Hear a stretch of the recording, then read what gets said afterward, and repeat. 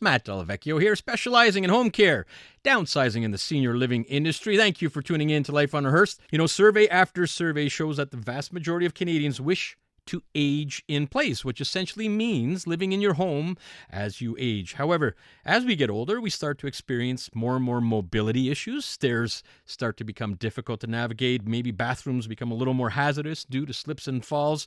And perhaps there are increasing cognitive issues as well. So it's a concern for people, and I see it all the time in my line of work. Well, many concerned couples or individuals are getting the advice of an occupational therapist to age at home longer. So I brought in Gabi Rosberger to get her advice. Gabi is a partner in Ergovie, which specializes in home safety evaluations for seniors as well as ergonomics.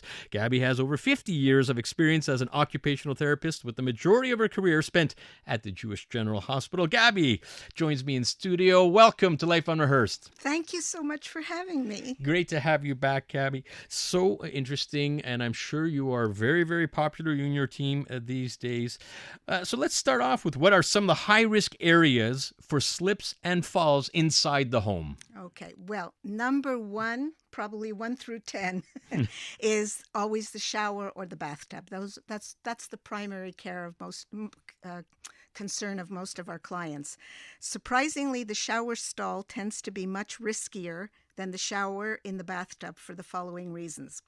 In older homes and some apartments, the shower stalls tend to be quite small, so there's no room for a shower chair or shower bench.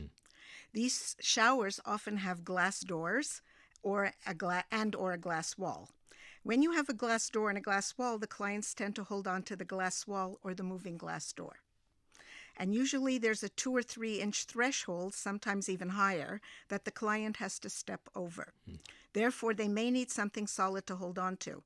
When you have these glass walls, there's no place or space to attach the proper kind of a grab bar that will support you.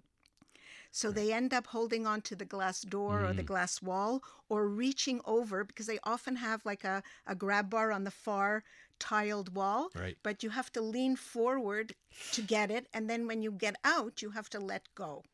So that's a big concern. Some tubs, instead of a shower curtain, also have this partial glass wall and maybe a swinging or sliding door. And that's also not stable. Anything that moves will not hold you properly should you lose your balance. And if you have that set up, then you cannot use what we call the bath transfer bench, which in my opinion is probably the safest way to get in and out of a bathtub that has a shower. So that's the main number one issue. Number two, there's often no anti-slip mat on the floor of the shower or the tub. People tend to use towels as bath mats instead of rubber-backed non-slip mats. The bath mats are often left on the floor of the bathroom, so they're a tripping risk.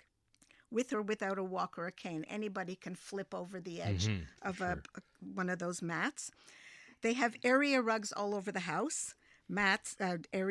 Little mats in the kitchen, throw rugs. Those are a huge fall risk. Oh, I see that a lot, and they get the little rabbit ears at the end of the rugs. Yes, and they hate giving that up.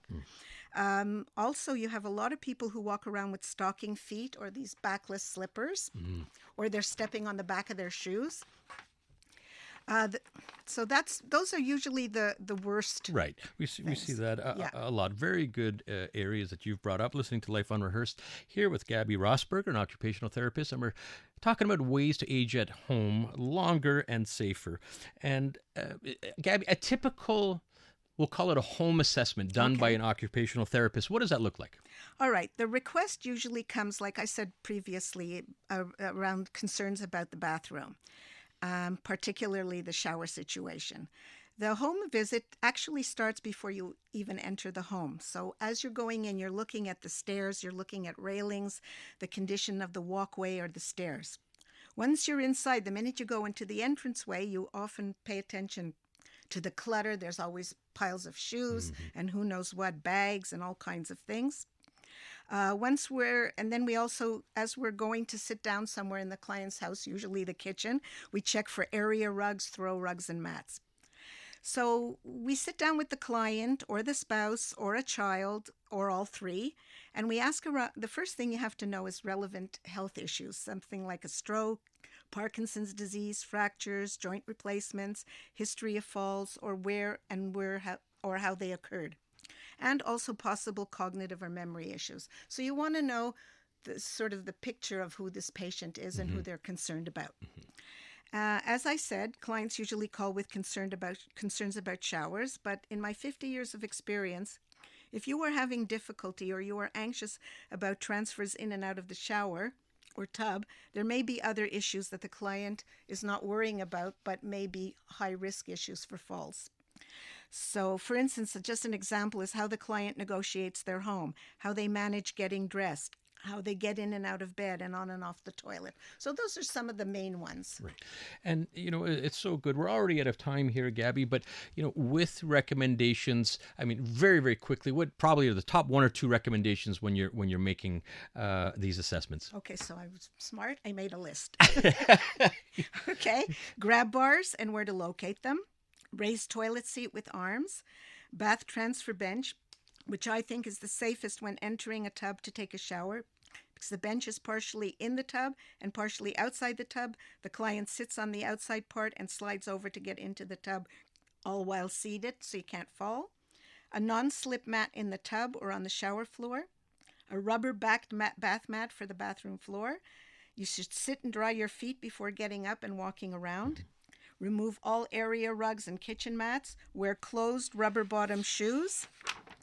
Clear passageways for easy walker access. You may have to move or remove furniture. Get rid of clutter on the floor. Place pet bowls away from passageways or places that you walk around. Keep electrical cords and wires away from passageways. Don't use step stools. Rearrange. Often use articles at a manageable height. And if you are home alone, make sure you have a cell phone with you at all times. You can use a crossbody small phone bag, and sometimes having a medical alert device may be necessary. Yeah. Every home visit is tailored to the client's specific needs. Gabi, always love having you on the show. Wonderful advice, and for all of us as we age, wonderful recommendations. Need to be concerned about being able to age at home longer. Thank you so much for coming into studio and joining me here, Gabi. You are the founder and one of the co-owners of Ergovie. Great website, ERGOVIE, Ergovie, .ca, and check it out. You're doing a great job, Gabi, and I really thank you for coming in again. Thanks for having me. It's always a pleasure.